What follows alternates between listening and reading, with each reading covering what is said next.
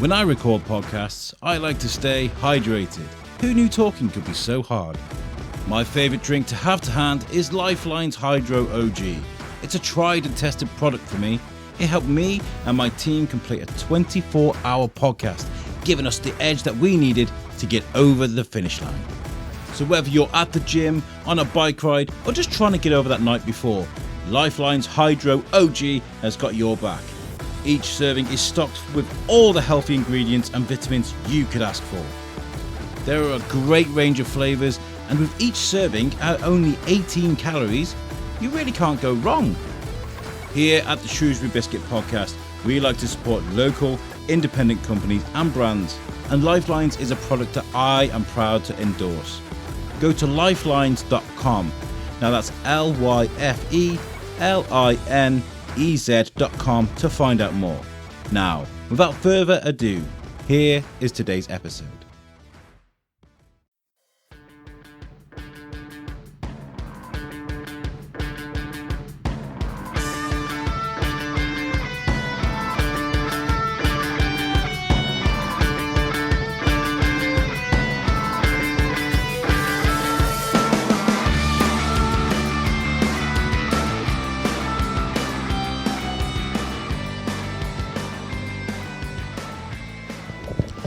Hey guys, and welcome to the Shrewsbury Biscuit podcast. I'm Alex Whiteley, and I'm coming in really high.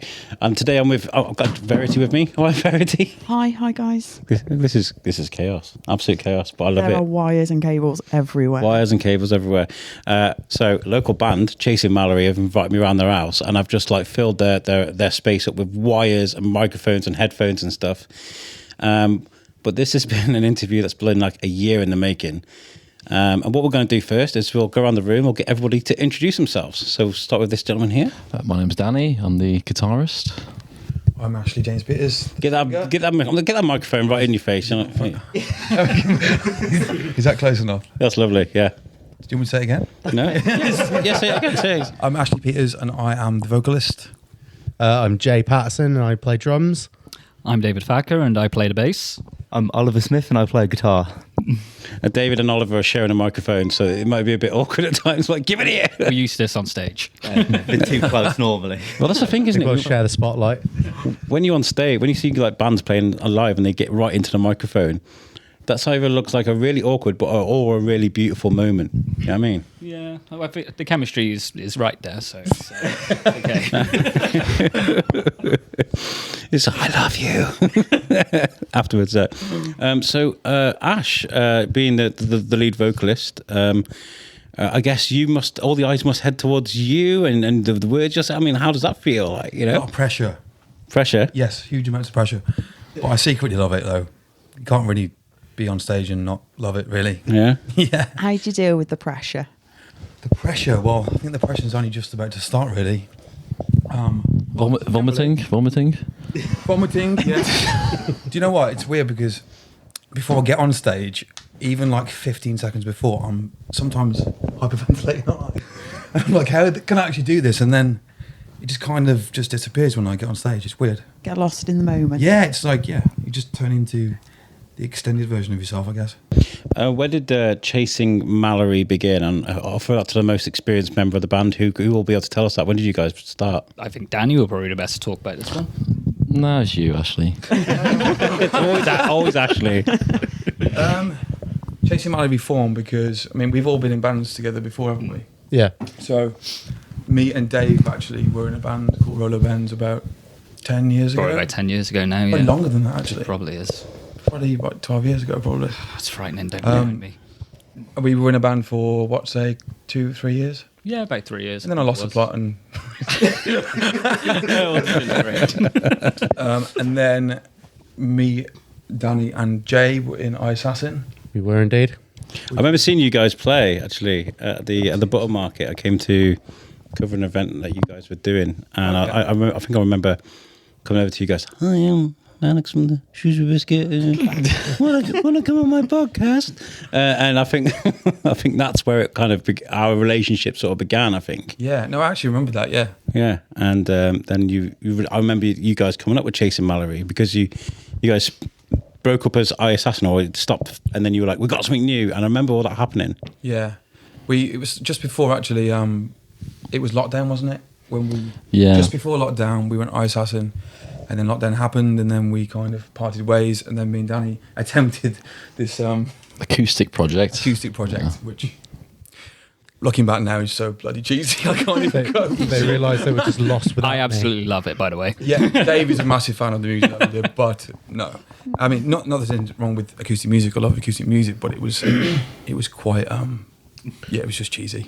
You had your own Westlife part of your life. Well, it was actually Michael Bublé. Really? An evening with Ashley. Yeah, not one of our finest moments. We actually wrote a song about. Well, no, that's not. It's not a bad subject because it's warranted. But we wrote it about the NHS. Oh, really? In a good light or a bad light?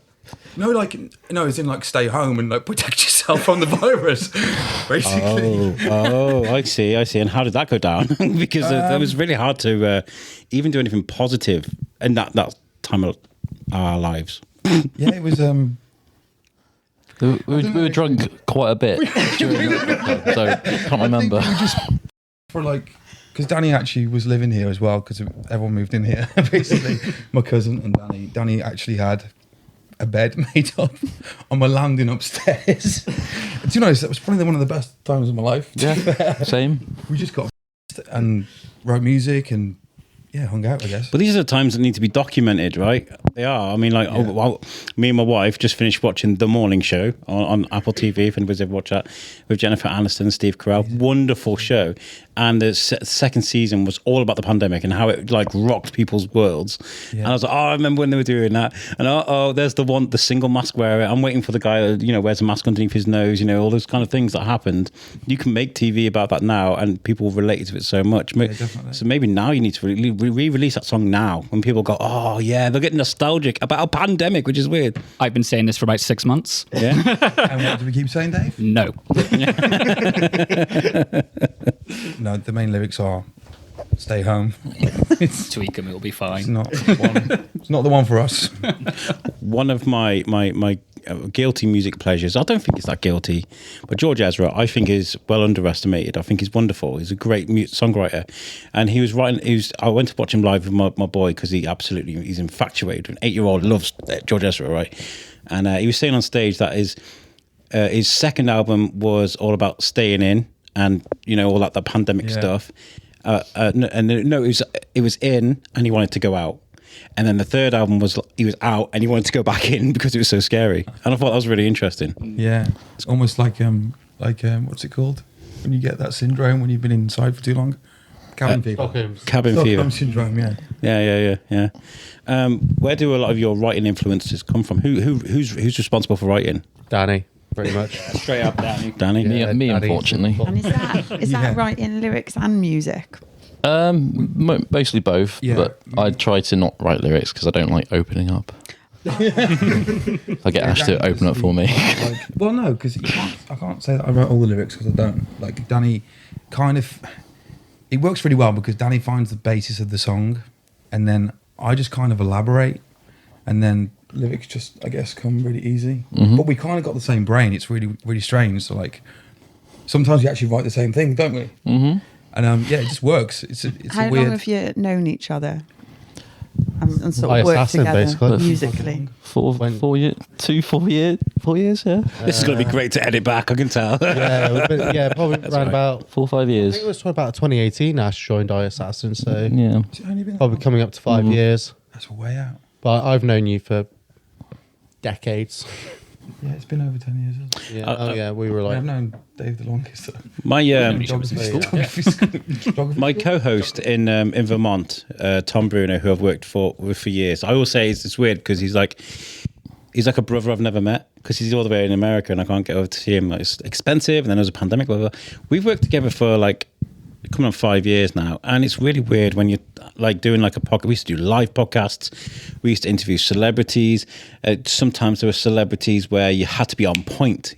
Brian Graydon was worth $89 million, ran MTV for 13 years. You know, co-creator of South Park, big guy.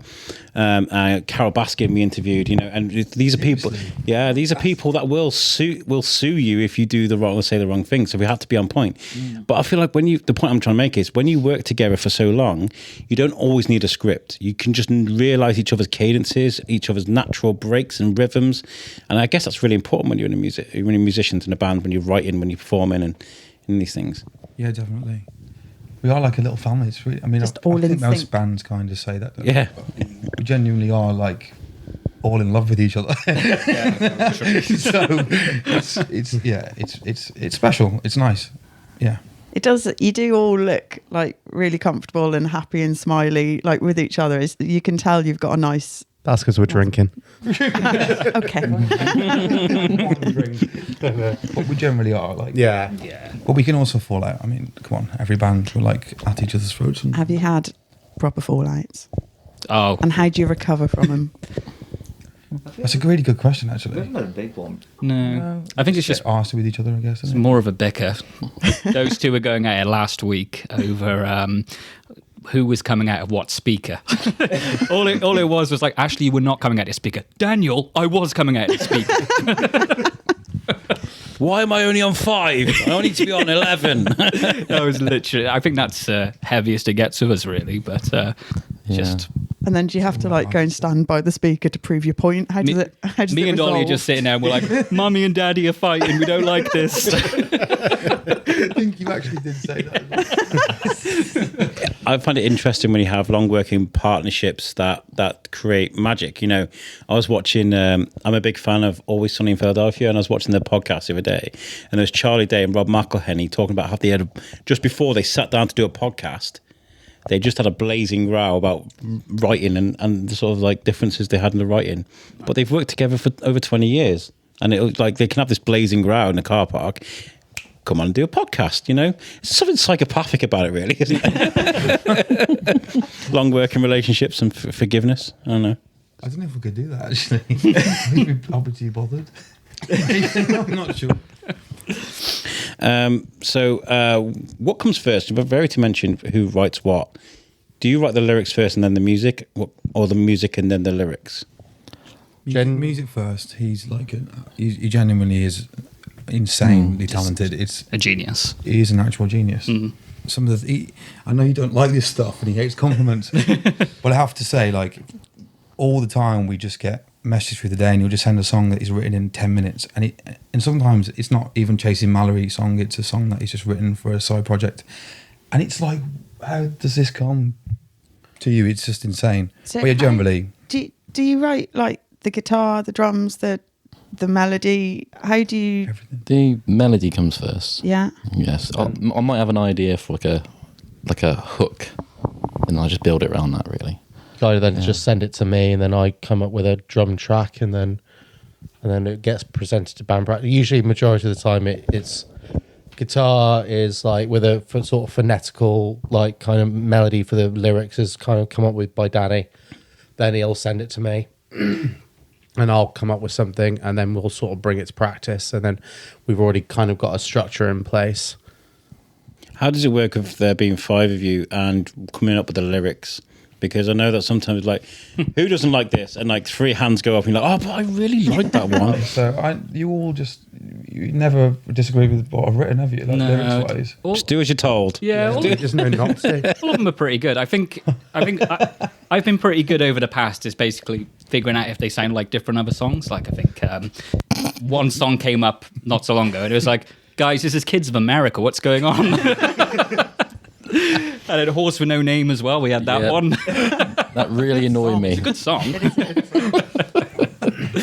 But yeah, I don't think we've ever had any disagreements as how songs thingies. But that's kind of like how all our music influences have come together, really. It's we're all in agreement with pretty much everything, really. Same as each other, we're all in sync, which is good. We may have suggestions, like To tweak things or whatever. maybe not so much with the lyrics, but more the tone sometimes. Yeah. But apart from that, we sort of let everyone kind of crack on because Yeah. Is there anything that's a big no-no in the practice room? Like, say somebody comes in and goes, guys, there's this big Google Doll song, and you're like, get out. Is there any of that those sort of musical influence where it's kind of like, we ain't going down that route, buddy? We talk about covers now. Yeah. Well, not just necessarily covers, but more like sort of vibes. Like, let's listen to this. Let's feed off this. Is there anything that you guys just absolutely all agree? No, seriously, like, because we don't actually do any as of yet, but we need to implement some in some kind of way for social media or TikTok or whatever, and we struggle with that. We're like, no, we're not. It's actually the only argument we actually have ever had as a band, and we just thought we'd cut it out. You guys were doing a thing on Instagram, weren't you? Like, guess the bass track or guess the drum beat. Yeah. Drum beat. That's Guess it. the drum beat. Yeah. That's quite good. Yeah. Yours went down the best, actually. Well, yeah, but that was because it was rude. We won't say It was a drum beat. I can what say, it was from. say PH. PH. PH. The website PH. You know, the drum beat to that. The what? Doesn't matter. Yeah, you Doesn't matter. Oh, Pornhub. You can say I Pornhub. don't know. I mean, 4 or 3 times now. You're going to have to bleep all those out. Yeah. Yeah, the drum beat to Pornhub. Everyone bloody loved that one, didn't they? Actually, Yeah. It's probably got the best I wonder why. action. Yeah. Creatively, the last 3 years have been rocky for a lot of people. Like, the world has literally changed 3 times dramatically. I mean, we've had a pandemic, after the pandemic, and now almost a worldwide recession. These things are like influencing people in good, bad ways. Like, do you feel like these are the times to be writing music, and is it helping you guys with your creativity? I would definitely agree with that, to be fair. I think music's it's quite emotive anyway. Like, music is, I guess, yeah, it's emotional. It's very emotional stuff, and we've got a song called "End of the World," so I guess that's based around crap that's happening and crap relationships. Or I guess it's all relative. Not the word relative. What am I looking for here? It's It's relevant. the word, yeah. It's relevant. I've done myself a little hard. What's the, when you look at somebody, it can be subjective. That's the word. Subjective. Yeah. Well, I think everything's subjective now, though, isn't it, Verity? Like, everything that you say out there, you can be like, I really like the blue skies. Somebody be like, no, they're awful. It seems to be that everything you put out there at the moment seems to have a disagreement. You could talk about how, like, okay, like, one of my biggest arguments is, I think, I don't know how this is going to go down in a room full of musicians. I think Nickelback have been unfairly treated for the last sort of... Absolutely. Hey, I love Agreed. that. I love Nickelback rocks. I love Nickelback. Go on, Yeah. Jay. Their new album As a is drummer. banging. As a drummer, I think you got to appreciate them. They've got an amazing drummer. Like, I love them. And I feel like people jump on a bandwagon like that, don't they? Very easily. But I think, if anything, that kind of has helped their career. Because if you really think back to like the time when Nickelback came out and all the bands that came out with them, how many of those bands are still relevant today and are as big as Nickelback? I think, if anything, the hate has actually what's the word? It's giving them longevity. Thank you. Their career. So I think, if anything, that's actually helped them because they've had so much hate. Like, they've always stayed relevant. If you get what I mean. Yeah. It was almost because when they released Rockstar, it's like your mum and everybody were listening to it in the car and stuff like that, and it became easy to hate, sort of thing. Almost like Gerard Leto is these days of any movie he does. Everybody hates him, but just because he's Gerard Leto. Yeah, I hate him. There we go. You see, I think 30 Seconds to Mars was so badly treated. I'm joking. I do like 30 Seconds to Mars. Those first 3 albums were stunning, and then it kind of jumped off a cliff. Yeah. When you guys are like listening to other music, you say you like disagreeing, you've done different genres, if you like. What do you listen to? Where do you get your inspiration, or who do you admire musically? We've got to go around the room on that one, I guess. I think we have, yeah. Yeah, we've got to go around the room. I think it's kind of... I could spend an hour, maybe 2 hours, talking about bands that nobody's ever heard of. Jay likes obscure music. Yeah, I listen to everything. I'm always trying to turn people onto different music, and I like, it's such a cliche when people say, I love everything, but I genuinely pretty much do love everything from jazz, metal, death metal, rock, R&B, and anything. and I'm always every single week I'm sort of like, oh, have you heard this band? You know. And Where'd you find them? Actually. But you do give us some good pointers. I do every now in the and right again. direction. Yeah, for sure. Dave said once when we were supposed to have an hour set, we could do a half an hour of us playing live and then another half an hour of me just telling the audience about different bands. Can we play something now, please? Yeah, so that's you. Stuff on the phone speaker. Ash, who are you inspired by?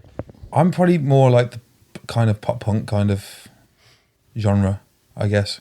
But yeah, like Jay, like I'm very eclectic. I love everything.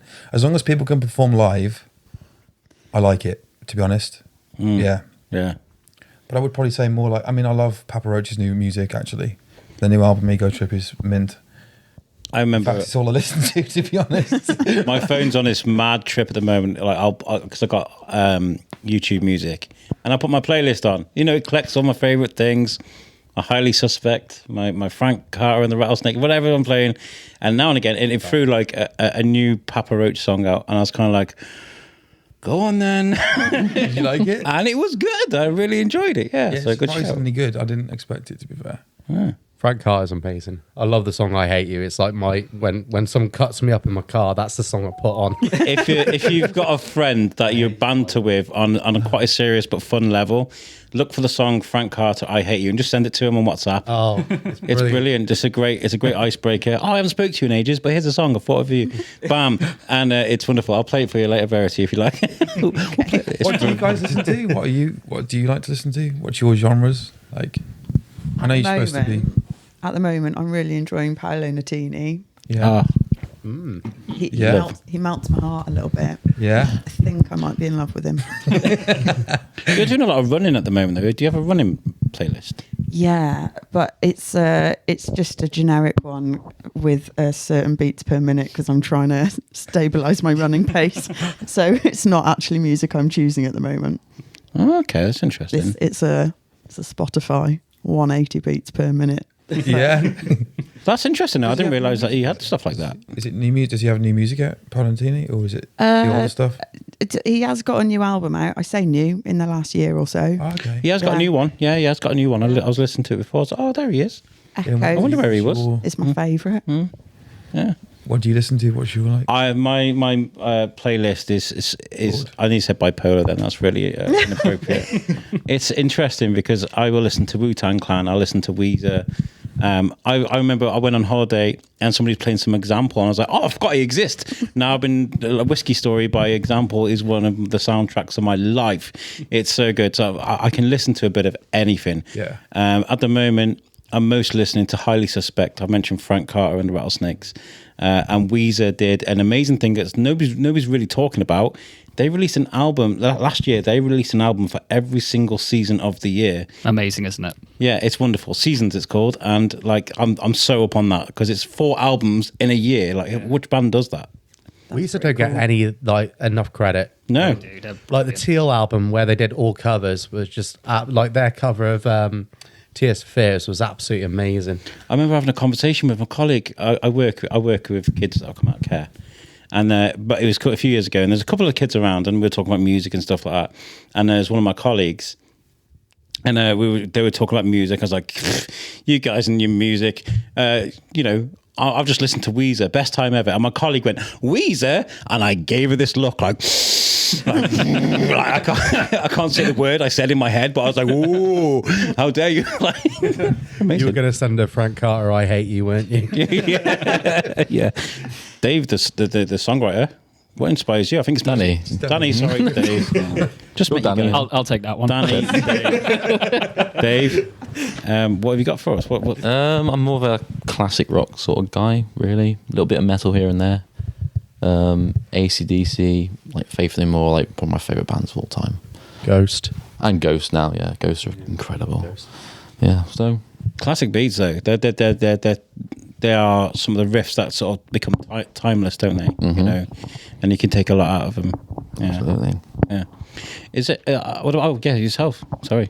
Well, I always started listening to more like the classic stuff, like Guns N' Roses, Iron Maiden, Metallica, because that's what my mum and dad always listened to. And I remember I went to watch Metallica in Download 2012, The first band on were As I Lay Dying. I thought, yes, this is the stuff. Then I got into metalcore, then it got heavier, and then ever since then I've just been disappointing my parents more and more as it got more and more heavy.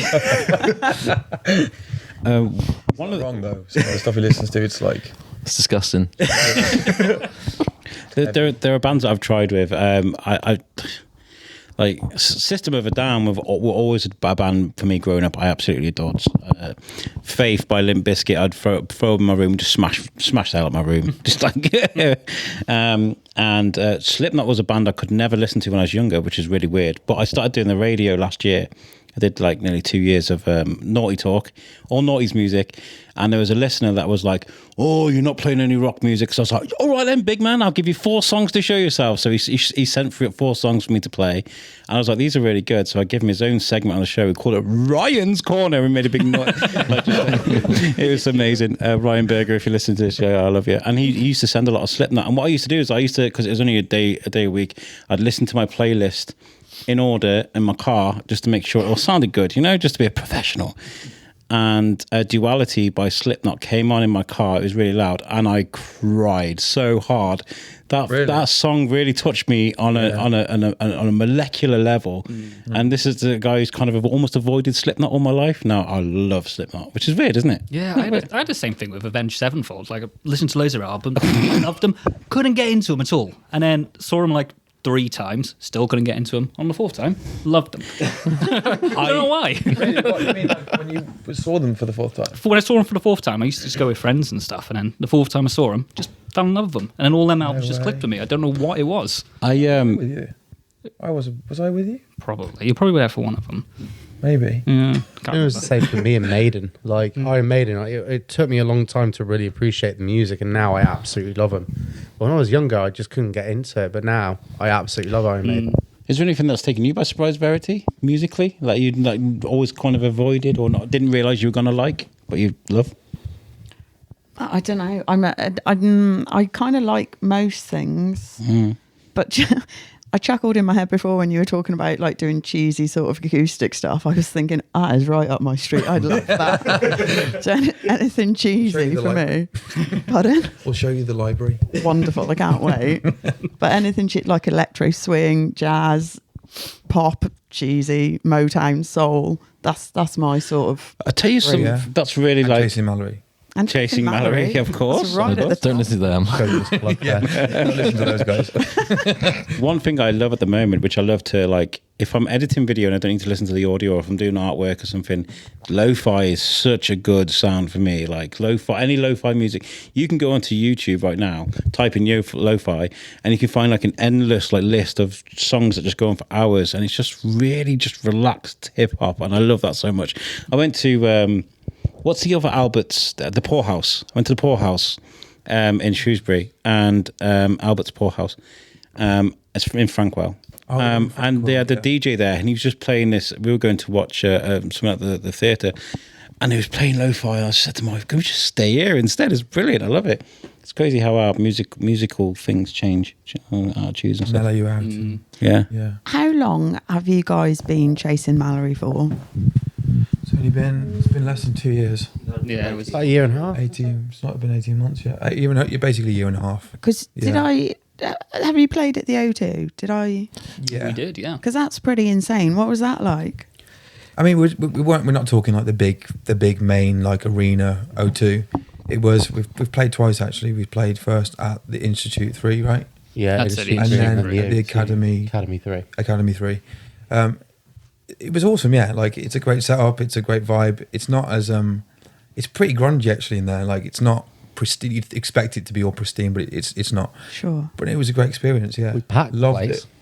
Yeah, it was the first gig more so than the second gig. Yeah. Institute 3, which is a lot Institute more 3 is the one upstairs, right? That's right, yeah. Yeah. Yeah, that's the one. Yeah. Yeah, carrying our gear up there is Yeah, really fun carrying a drum kit up that. Yeah. How many trips up the Yeah. stairs? It's almost like the smaller you are as a band, the more flights of stairs you've got to take. Yeah, basically. I went for a walk around that. It's a great building, by the way. It's one of the greatest places. I love to go and watch music. I've been to see Bowling for Soup there, fun. Walk the Moon. We've seen a few bands there that I absolutely adore, and it's just a great little venue. And those venues are so important for folks like yourselves that are starting and need that venue to sort as a step up, right? For sure. We're quite surprised at that turnout, weren't we? I think we were really surprised. I think the main thing that I got excited about is that our names were just on the big billboard outside. I was just like, we've been driving past over so many times. Dave had COVID at the time as well.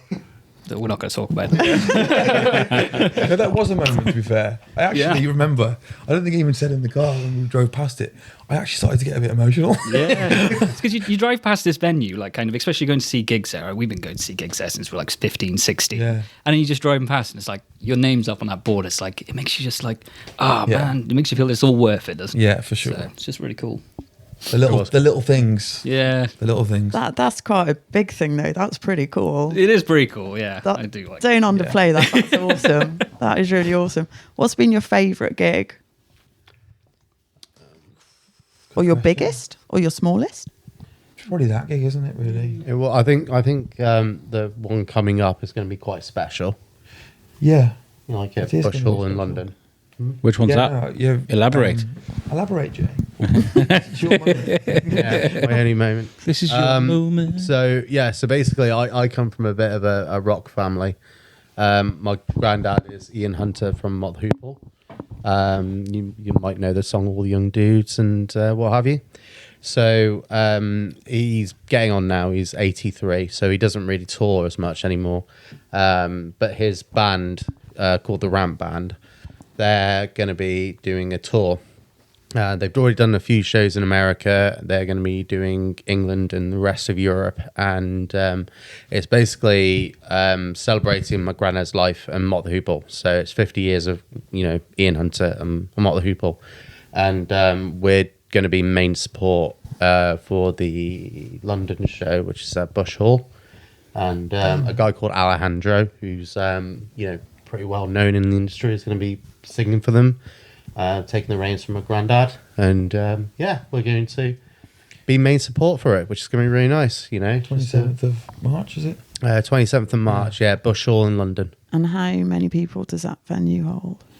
Sorry, How many people does that venue hold? 450. Yeah. And I don't think there's many tickets left already. Really? Yeah, It's a really cool venue. It's in Shepherd's Bush. It's almost looks a little bit like a ball. It's like a ballroom. it's like a kind of. theatre. Yeah. Yeah. It's been It's cool. It's like a theatre room. It's been in quite a lot of movies and TV programs. I think 1975 just released a video of them playing there. Oh, wow. So Wow. it's quite a known venue. So really excited to really get there. Really, in all fairness. It's definitely our biggest thing to date. So of course, anxiety and all of those things come along with it for sure. But Yeah. it's exciting. But We're it's buzzing exciting, about it. Yeah. Yeah, it's Expectation. To be honest, they could have done it in a much bigger venue, but I think the idea is just Keep it intimate. it more intimate. Yeah. What have you put in the rider? What are you expecting? Just blue M&Ms, a bucket of chicken. Do you know, we haven't actually been doing that yet. But I think who's going to be the biggest diva? If I ask for anything, maybe some Haribo. I mean, I'm happy You with literally Haribo. said to us you want some Sauvignon Blanc as you were getting ready. You asked me and Daddy's picking up Mudhouse Sauvignon Blanc. Sauvignon Blanc. Thank you very much. What would you have on a rider, Verity? If you could have anything, like if they'd be like, "Oh, what do you want backstage?" I'd like a really fluffy onesie to be cozy in. Yeah. I'd like Skittles. I'm pretty simple. I don't need much. Paolo Nutini? Paolo Nutini. Nutini. Can I request him? Can he be there? Yeah, You're backstage. I'll have him and whatever Harry you want. Styles. I don't know what I'd have. Do you know what? I've got such imposter syndrome. I'll be like, I'm just so happy to be here. Thank you so much. Is there anybody out there? What would you I think genuine question and keep it PG. Probably a Greg's sausage roll. Steak bake. Can't beat 'em. there was a thing we had for a rider last year that we were supposed to be doing, but didn't was do a- it in the end. It was a framed picture of Ainsley Harriot. wasn't it? 4 frame pictures of Ainsley Harriot. All right, let's not sugarcoat that. Dave loves Ainsley Harriot, like genuine. He's a bit of a legend anyway. But Yes, who doesn't love especially Ainsley Harriot? Dave loves Ainsley Harriot. I want to push the boat out there. I want to see what I can get away with. So it's like Did you request it? he wouldn't put it down on the list. I'm pointing at Jay right now. I think he's the only wasn't he mentioned in the Dre's 2001 album Exhibit? I think mentioned Ainsley Harriot. I think there was a song. He's a legend. Yeah. Not mentioned. Like, what about you, Phil? What would you? Yeah. If it was really busy, somebody else to play guitar so I don't have a panic attack. Some Valium then. Yeah, probably. Yeah. Some Valium. Okay, then what we'll do is we'll isolate this bit here as a bit of audio. I'll throw it onto Instagram. And I want to ask anybody that listens to this or sees this, well, you're going to see it, there's no cameras, but what would you have in a rider? If you were doing a gig and they said you can have whatever you want to make you feel comfortable, what would you choose? I think it's a great question. Great question. Unless it's someone like me and I'm kind of like, just your appreciation and a smile on your face. Thank you very much. I remember I did a thing at what the Wellington Orbit, great independent cinema in Wellington, and they've got a month. I think it's a monthly meetup for creators, content creators, and they asked me to come and speak about the biscuit and stuff. I was like, oh my god, no way! Yeah, okay, I'll come and do that. That's really cool. And I turned up, and I took my equipment and I set it all up on the desk and stuff, and I went and sat down, and for too long it was just me and my wife just sat there in this empty building. The people behind the desk, and I was kind of like, no one's turning up. I was like, no one's coming, but they did. It filled out, and I nearly cried just before, and I was like, oh my god, I've got to go and talk now, and I'm really emotional. Like, you know, does it feel nice though to have people reciprocate what you're doing? Yeah, I would be lying if I didn't say that. Yeah, I do. Yeah, I guess when I'm singing the music, I genuinely am singing it like I mean it and thinking about it and trying to connect with the audience. And I guess when you see people connect with you, it's a motive when you see people like that.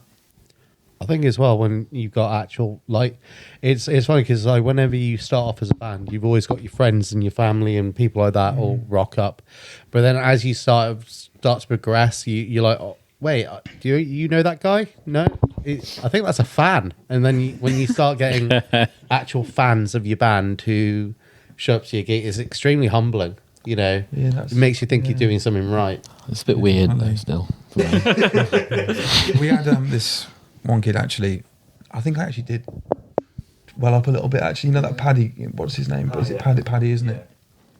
And he travelled, I think he was 14 and he travelled an hour to come and see us. Further than that, it's literally on like the couple of hours. The coast, south coast. Was wearing one of our t-shirts, so we bought a t-shirt.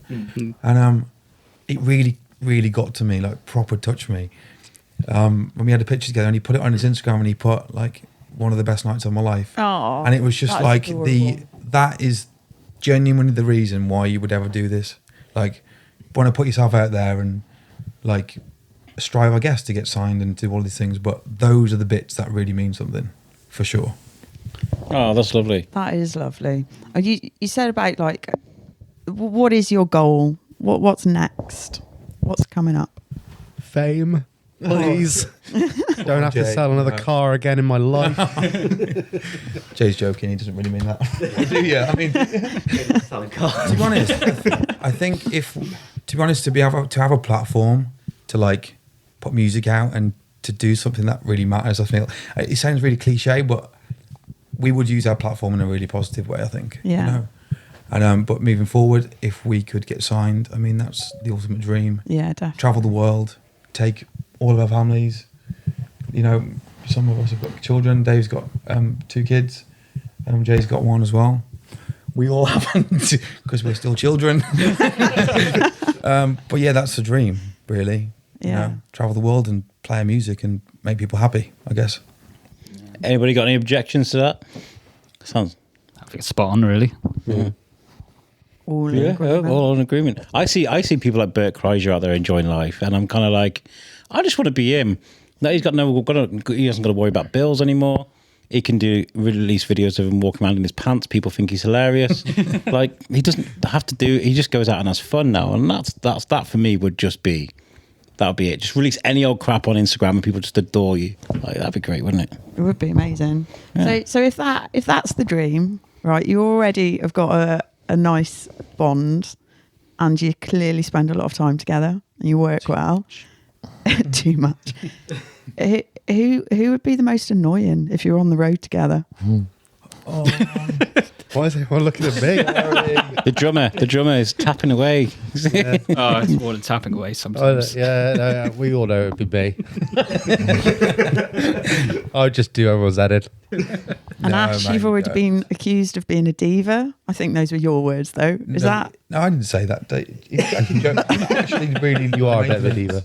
Diva. What? Who would be the biggest diva? Do you know why he thinks I'm a diva? It's because I'm such a perfectionist when it comes to our craft. I can't help being a perfectionist. I love No, it. but that genuinely is it. There's nothing else that I'm so like. Come on, It's just the fact you said I'm not a diva and I continued to be like, This is what a diva is. really defensive. For the, No, to be honest, I am low key though. Apart from music, if it's anything to do with music or the sound or the way that I vision something, then of course I'm passionate about that. But that was a generally- beautiful moment. I was going to say, for the people who couldn't see right there, Ash was looking around the room for support and he got none. Do you know what? I'll take that. I'll take it. I sit very comfortable in that space. Where is my chai latte? In my world, the world of podcasts and analytics, and trying to again, same as you guys, just trying to make a name for yourself and stuff. I'm constantly having to change things, take a little bit of this out, put a bit of this in. Is there anything that you guys have had to change about your setup to try and reach your goals? I think we've been testing water with like social media. It doesn't. In a great way, by the way. I mean this in a genuine way, not to suck up. I've loved your social media for a long time. If you're listening to this, guys, go and follow Chasing Mallory on Instagram and watch. Your social media is great. Do you think so? We just wish the algorithm would like it on Instagram sometimes. Yeah, the algorithm is against us. Yeah. So you've been testing the water of social media. Yeah, kind of like social media is difficult because it's like finding that niche where, you know, you could post Danny proved that the other day when he did. We won't go there though. You know, you could just find a little niche and you post a video that could be 5 seconds long, and then it could get traction and get thousands of likes and followers and stuff. But yeah, it's just finding that place, and it doesn't. I guess it doesn't come naturally to us, so we're having to kind of test the water, what works. You know, you can't just have us singing along to a song on a track because it just doesn't really work in the video. We're fully aware we are a bunch of dudes in our 30s, you know, and we're trying desperately to be like, Of course. relevant. I think we've all got in our mind is that we're just trying so much stuff to see what hits the walls, because all you need is just that one thing to go viral, which Danny constantly tells us. Yeah. So we just need that one though. thing to go Yeah. viral, and then literally you can take care of itself from there. Yeah. Really. In a town like Shrewsbury, do you feel like it's important to conquer this town first before you can go on worldwide? Is there a method to that sort of like? I think there's no prejudice against, like, we've been in bands, you know, where we've played the club scene and all that, which is great, and I've loved it, and there's nothing against it, but because we've experienced those bits now, we kind of want to be doing more, you know, like Bigger and better. Yeah, I had a taste for it. it's like essentially we are planning to do some more local shows soon though. Don't know where yet, but because of the show that we've got in London, because we've taken 5 months out writing new music and stuff, we kind of need to be back on a stage before we go and do that one in London, because I saw you at the food festival, and I was like, "Yo, come on the show," and you're like, "Oh, we're taking a bit of a break at the moment." I was like, "All right then." There'd be nothing to talk about back then, though. It was literally us writing and all of us. No, it makes sense. Planning for what's to come, I guess. Yeah, we were sort of just working out what direction we were going in and just coming up with new ideas. And I was injured as well. And, Yeah, Danny injured. I was injured as well. you were injured as well. Why were you injured? I was playing guitar too much, and then basically, you know, like tendonitis. I had that in my wrists, both wrists. No. So I was in agony for like 2-3 months. Is that like repetitive strain? Yeah. Oh God, that's horrible. Could you not play when you had that? I was playing through the pain barrier for like a good week, like an idiot. I was going to say, what a hero. know. Or idiot, sure. Massive idiot. Yeah. And yeah, it And was then you horrible. had to just rest for it to get better. Yeah, it was quite depressing, really, not playing guitar for 2 months. Yeah, I guess that's what you love to do, isn't it? Mhm. That's your. But you would sit in front of the computer and play for like 8 hours straight. So you can imagine, like, I'm serious, that's not even an exaggeration. No, he does do So this. would be hyper focused. Even while working. Yeah. So, no wonder. So what do you do car sales? Yeah. What do you all do sort of to tick over? Go on, Dave. This is a bunch. OnlyFans. Yeah, the only Right, well, should we start from left to right then? Okay. Yeah. Ollie. I'm a carpenter, so just working on sites, unfortunately, all the time. Hey, carpenters are brilliant at what they do. Good job. Well, the others with your probably are. I'm not. I was an apprentice carpenter for 2 days. Yeah. There was a company way back in the day, and they were hiring apprentice kids to get all the cruddy jobs done, and then they'd bin them after 2 days. So it was horrible. Yeah. It got to the point now, I kind of wish I left after the second day. So you're a carpenter. You're good with your wood. Brilliant. Fantastic. What do you do, Dave? I'm a cinema owner, which is completely random. A cinema owner. Cinema owner, yeah. I own the Regent Cinema in Newtown, Powys. Okay. So, yeah, that's a different kind of job. That's pretty niche. Yeah, it is really niche. I wasn't yeah. expecting. No, nobody really expects it. Yeah. I like how you said cinema owner. Like it's just a normal job. Yeah, I'm just a No, cinema owner. It's a really cool. Might as well I just said like, oh yeah, I'm a waiter. I used to be a waiter. So if there's any new films coming out, I need to speak to you then. You do, yeah. I normally have them on release. I have them a few days before. So if you ever need any hooking up, I'm your man. But you have to get popcorn, as Dave says. Oh, yeah. You have to spend £5 on snacks. Is this like a really an old cinema that you're keeping alive, or is it something you opened recently? Yeah, well, it's a long story. We'll get back to Chasing Mallory in a second. Well, I sadly lost my dad in 2019, and we basically had like kind of cinemas in the family for years and years, probably about 50 odd years, I think. And there was nobody really to take it over. And I came from like managing restaurants and hotels, and I couldn't really see my dad's stuff go to down the pan really. So I was like, you know what? I'll give it a go. If it fails, it fails. If it goes well, it goes well. So And it's booming. yeah, So 3 years later, I'm still there. So I had no idea what I was doing when I went in there, and yeah. you literally turned it around though. Don't give yourself credit, man. I know, man. But I just No, but you literally turned it around and it's doing extremely well, isn't it? yeah. So, Well, yeah, 'cause we've gone through coronavirus. We're going for a recession. So yeah, for us to be alive, it's just great. In all fairness, so yeah. Yeah, well done. Just over the border there. Well, we definitely we could do something with the biscuit with that. That's fantastic. Excellent. Thank you. Thank you. And you. Yeah, I've already said, yeah, I'm a car salesman. You know. I love that. I'm just a car salesman. A lot of people couldn't do that job. Yeah, Everyone needs a car. Yeah. that's right. You have to be a certain to do it. No, it's a good gig. I'm not in a main dealer. I'm just in a used car place in Osprey. But yeah, I enjoy it. It's all right. I could be doing a lot worse things. So So you can talk the talk then. yeah, somewhat. I mean, it definitely helps having ADHD. It's like one of the only times it's actually useful in a job. You know, Buy a car if you just shut him up. yeah, exactly. If you leave me alone, it works. I will buy this car. Just please shut up. I can just imagine someone with ADHD, just like, can you describe the characteristics of the car? You really don't want to hear that. You just hear that. Bless you. So yeah, that's what I do. Ashley, I basically cut everyone's hair. Literally, everyone's hair is done by me, and especially Ollie's over there. That's all I do. It's really boring, but I actually get a lot from it. It's fun. Why not? Bit of banter. Dave, you need a haircut though. You need to cut my hair. Let's do it soon. So you're a hairdresser? Yeah, man. Yeah? Yeah, that's it. Okay. Do you want to come and have a trim? I've got nothing for you to cut me. I'm follically challenged. Do you do girls' hair as well? I can do it all. Amazing. really helps the argument that you're not a diva. Thank you so much. Yeah, men and women. Yep. Still talking about hair. And yourself? Yeah, I work in digital marketing, so do web pages and email marketing and all that stuff. Okay. It's not very interesting, if I'm honest.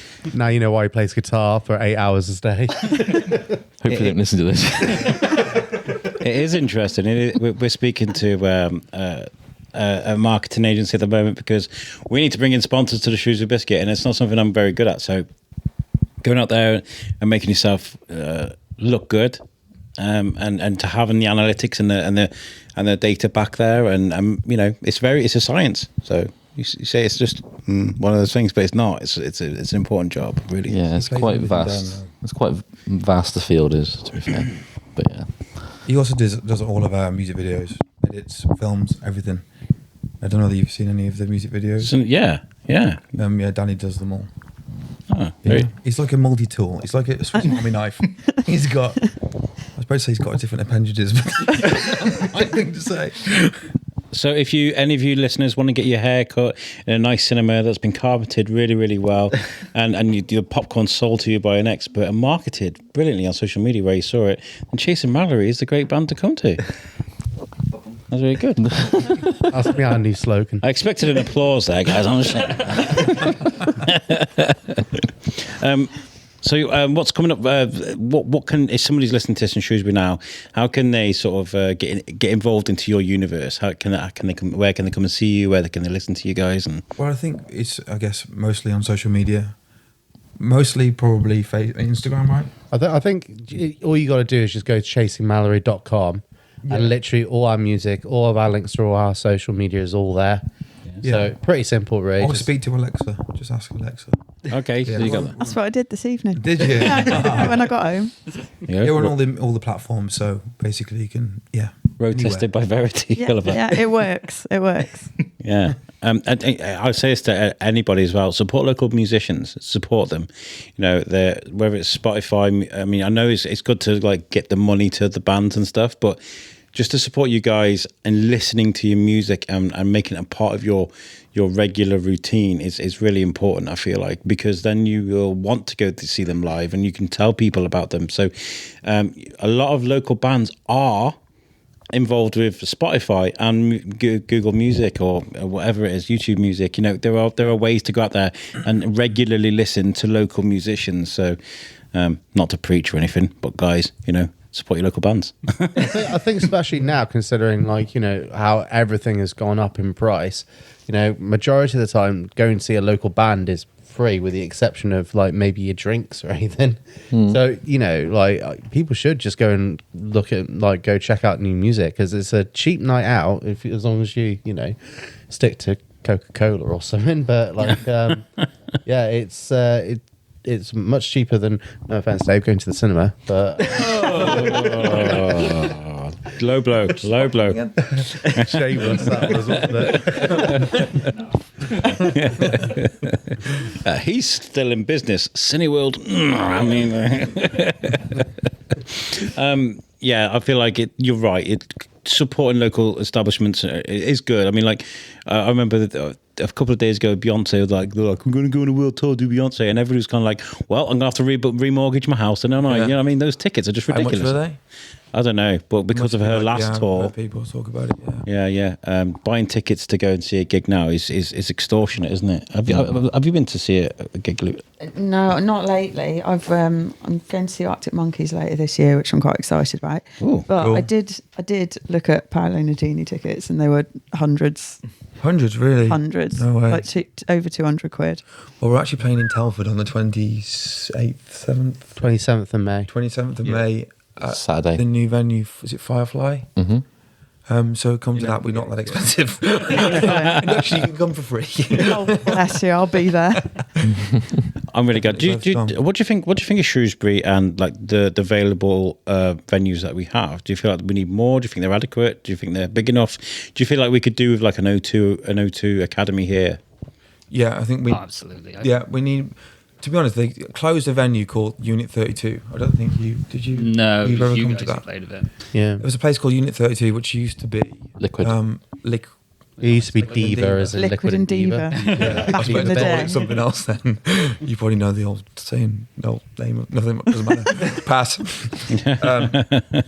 There's the Albert Shed, which is obviously a great venue, but it's quite an awkward shape. There's like a pillow kind of in front of it. The OPO have got like a nice room upstairs, haven't they? It's quite big. Yeah, we suggested that at one point, didn't we?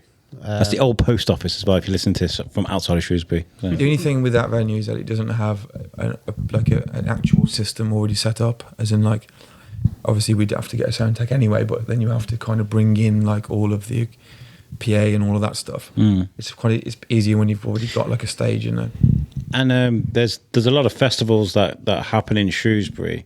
There's Oktoberfest, and we've had the Mile of Smiles, a lot of stuff that Beth Heath has done. There's so much though that happens in Shrewsbury. Is there any sort of you guys want to get involved with any of that? Oktoberfest is an epic. Yeah.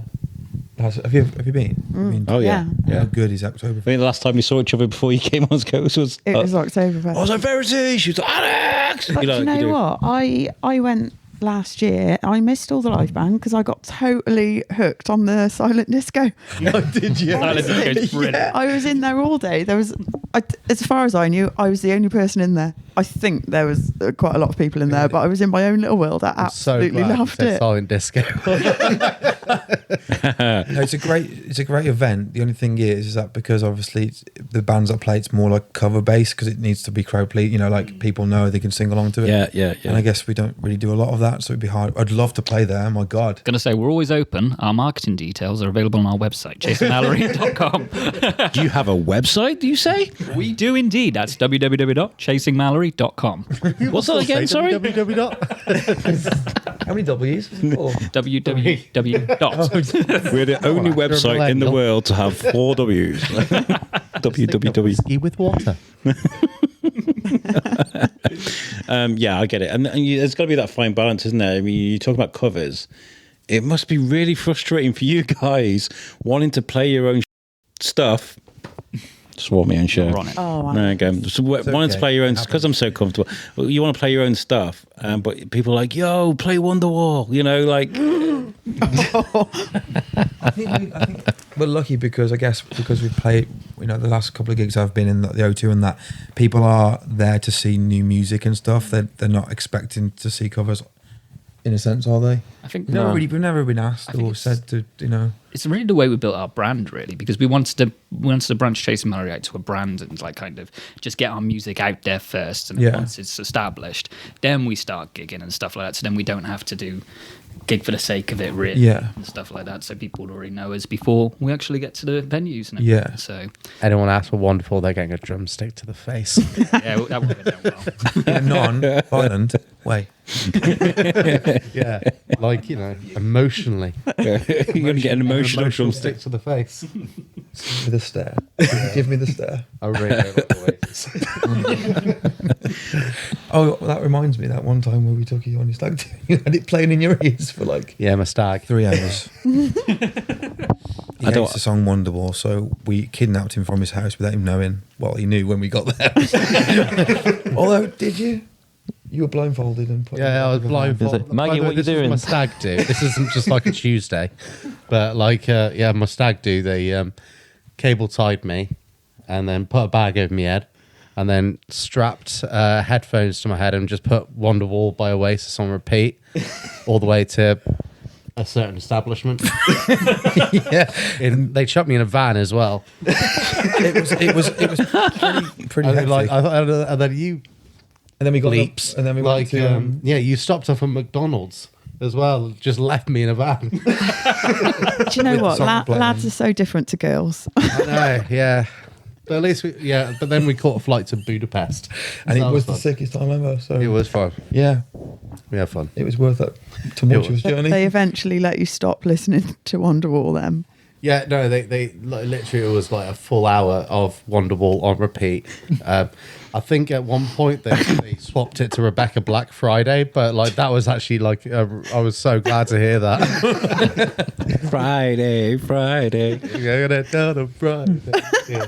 I used to listen to a podcast called Hollywood Babylon, and they tore that song to pieces. It was so bad, wasn't it? It ruined her, didn't it? No, she's all right now. She's actually, got stronger out of it. Actually, Thanks. she takes the mick out of it all the time. Yeah. She's moved on from Friday. Now she's a Saturday girl. Aggie. Yeah. She's made the weekend. I chose the wrong song to mention, didn't I? How lucky was that? Yeah. Before I don't want to end this or start ending this without giving you. Have you got anything else that you wanted to ask or say? No, I think I've loved sitting and chatting to you all. It's been really good, but yeah, this has been really good, and I'm glad that we've finally done this, because this podcast has been like a year in the making. As I said to Verity, we've been playing like email ping pong like for the last year. Yeah, it just doesn't quite fit in. And I've got to say this as well to people that might listen to this that are kind of like chatting to me at the moment about coming on podcast, and you think I'm ignoring you and stuff. I'm not. I'm genuinely not. Like, I've got like this brain that just can't concentrate on one thing at the same time. I'm kind of like, I've got to do this and I've got to do that. I've got to do this, I've got to do that. So sometimes I'll forget to respond to someone for like 2 weeks, 3 weeks sometimes. So I'm not being ignorant. I'm a busy guy. So just keep just knocking on my door and it'll happen. So I'm glad this has happened, guys. Seriously. Us too. Let's do it again. Let's do it again. Another year. I just fucking was right then. Yeah. Let's do it again, like in the next 6 months. And then, Well, I did have an idea. We haven't had our funding through, which is a shame, but it's not going to stop us. It's just it's been an awful year, but this year's going to be stronger. I wanted to get some cameras. I wanted to build a podcast studio, but I also want to take some cameras around venues, music venues. I wanted to do some like Zane Lowe style interviews, play a bit of your music, tune in back into the interview, back into the music. And I'll do cool, like yeah. So support local bands, but in a high quality way, in a good way, and support venues as well. So if we get that, you guys can be a big help for that. Yeah, 100%. Yeah, yes. Probably, man. We're getting, Get in touch when we got our local gig coming up. So yeah. Yeah, well, you've got to support the Biscuit with whatever you want to do. Yeah. So yeah. Awesome. Yeah. Right. So, did you say you got a website again? I can't remember. www.chasingmallory.com. Yeah, that's for 3 W's, not 4. down to 4, it'll be funny. Thank you so much for putting us up here today in your Thank you, guys. in a great place. Thank you. Thank you very much. And thank you guys for for tuning in. We'll catch you guys next time. See you later, Verity. See you later. see you later. Yeah, see you later. Peace out. There's lots of whispering going on. No. Oh no! We've got a song to play. Oh, we have. Yeah. We're not gone yet. We haven't gone yet. That's what you. Yeah. Right. So, guys, You've all been waiting for. here is we asked the guys to perform for us, and they sent it in. So here is Chasing Mallory. This is going to be cool. Here you go. 1, 2, 3, 4. I'm a saint of fallen angels. I know what you have not done. You tell me that you're on your own. I still picture you alone. I don't see you as a failure. 'Cause I feel nothing when you come around. I see something, but then you let me down. I kill one thing just to let you go. Just let the next one know.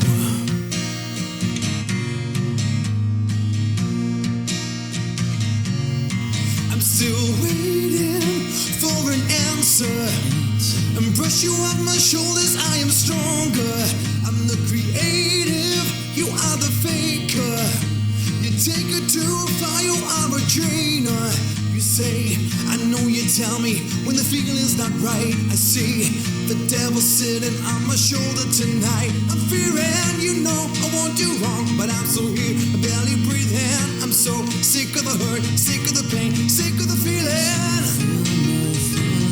When you come around, I see something, but then you let me down. I kill one thing just to let you go. I need saving, but you're killing me. I am fading, but then you disagree. I need someone just to let you go.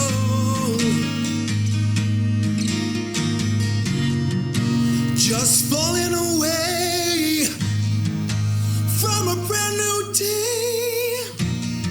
I still remember your name.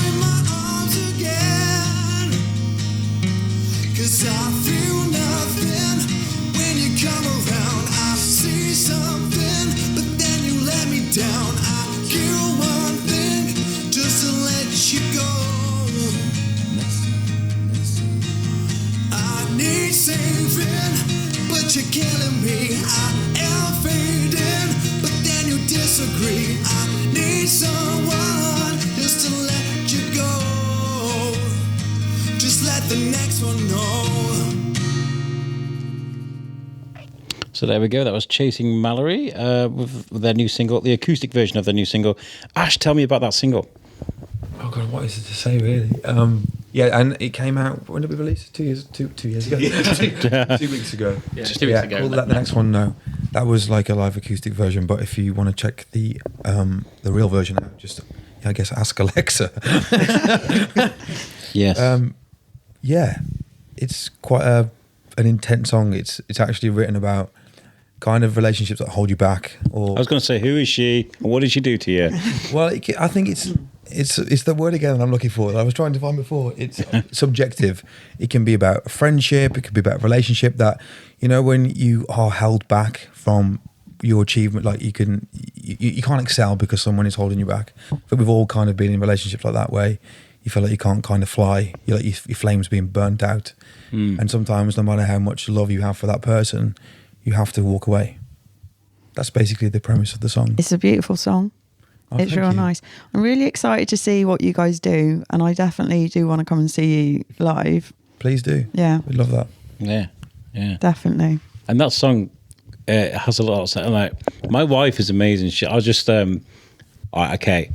I thought this interview was next week. The message Verity, I was like, oh my God, we've got an interview later. And she was like, it's okay, it was fine. And I was like, oh, fantastic, this has all worked out. But I just said to my wife, I was like, oh yeah, the interview I thought was next week. Well, it's actually later, and I'm going to be going out. And we were meant to start watching You on Netflix tonight. And it was meant to be a big deal, cuddle up on the sofa and watch You song as this Netflix show about a psychopath, It's all right. But yeah, so partners that support creatives to go out and do their thing are just amazing. So thank you to my wife, and thank you to those. And yeah, brilliant. Well, we are actually going to go this time. I'm really sorry I forgot to play the single. That's not something we normally do. So I was just kind of like, oh, okay, let's do that. Thank you so much for chatting to us, guys. Thank you for having us. Thank you. Thank you, Verity, for being awesome. Thank you, and thank you guys. Yeah. Yeah. And we are actually going to go this time. So peace out, guys, and we'll catch you next time. Bye. Bye. ChasingMallory.com.